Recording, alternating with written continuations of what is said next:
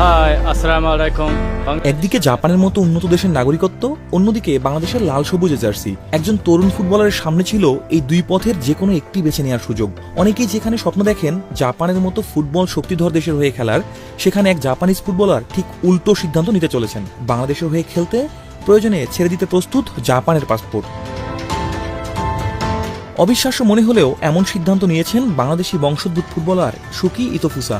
সবকিছু ঠিকঠাক থাকলে চলতি বছরই লাল সবুজের জার্সিতে দেখা যেতে পারে 22 বছর বয়সী এই ফুটবলারকে। সর্বশেষ খবর, বাংলাদেশের নাগরিকত্ব পাওয়ার প্রক্রিয়া শুরু করতে এরই মধ্যে জাপানে অবস্থিত বাংলাদেশ দূতাবাসে যোগাযোগ করেছেন ইতোফুসা। চলছে প্রয়োজনীয় কাগজপত্র ও প্রক্রিয়া সম্পন্ন করার চেষ্টা।